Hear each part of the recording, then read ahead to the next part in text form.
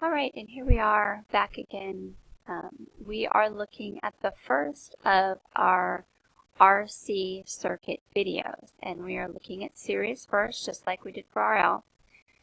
And we are going to start actually with total capacitance. I didn't do that with your inductors, and the reason that I didn't is because inductors are similar to resistors in that if you are looking for total inductance, you would just add them together. But your capacitors are different because of the way they react to current. They're designed as an open. So we reciprocate our capacitors to get total capacitance in series. Alright, so your formula would look about like this. And it should be a very familiar formula. It's exactly the same one we use in parallel when we are trying to combine resistances in parallel, or even ohmic values for our inductors when we had multiple inductors in parallel. Okay, so we get a total capacitance using the formula of 180 picofarads. Now, we know that this is correct because it is smaller than our smallest value, right? 0.65 nano is the same as saying 650 pico.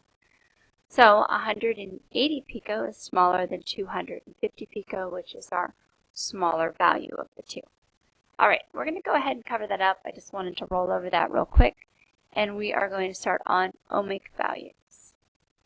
Alright, we use the capacitive reactance formula to get the ohmic value for our capacitor. And again, it shouldn't be a surprise that the ohmic value for a capacitor is derived through a reciprocal formula.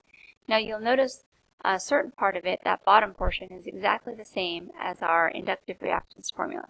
So really the only difference is you're taking 1 over to get your capacitive reactance. Now remember your order of operations. You're going to need to do that bottom portion first and then take 1 over your answer, or else separate the bottom with parentheses from your 1 over when you're putting it into your calculator. Alright, and then you're going to get 7.32 k ohms. We're going to do the same for the second capacitor.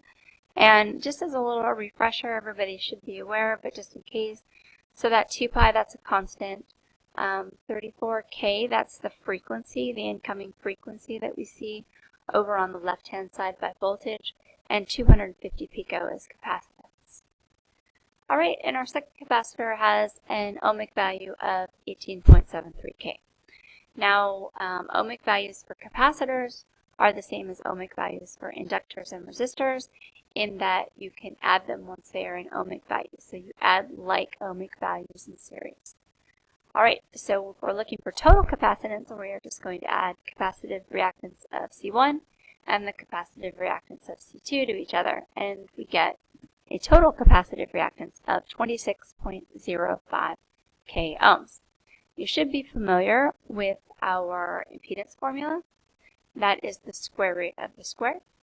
And we'll just put our numbers in. We know we have our 20 k ohms for our total resistance.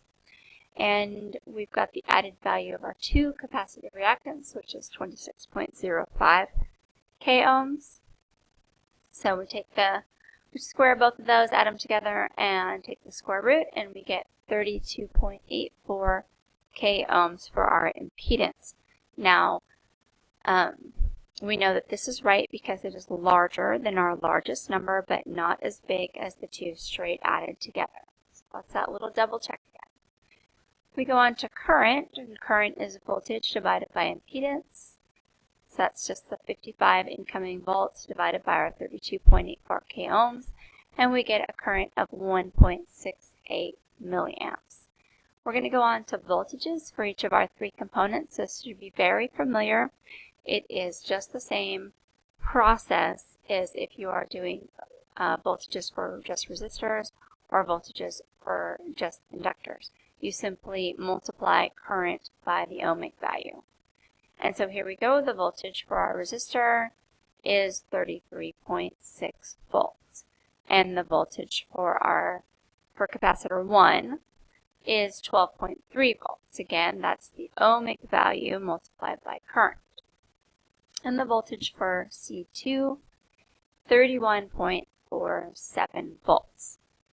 All right, now if we want to verify that we did that all correctly, right, because we can't straight add those together, they are, the capacitor and the resistor, their voltages are out of phase. In fact, in a resistive capacitive circuit, we use ice, and so voltage is actually lagging by 90 degrees. So, since we cannot straight add them together, we use the square root of the squared again. And we take that total resistive voltage, which in this case is just the one resistor, and that's 33.6 volts, and we square that and add it to our total voltage for our two capacitors. So we've added the two of them together, and we get 43.77 volts, and we square that. And then we square root the two of them combined together, and we get 55.18 volts. No big deal that it is just a little bit over 55. That's just due to various rounding irregularities. So if we had gone down on some or up on others, we'd have gotten closer to the 55. But we just do standard rounding, and we don't worry if we come out just slightly off at the end. That's fine. All right, and that is the end of calculations in an RC series circuit.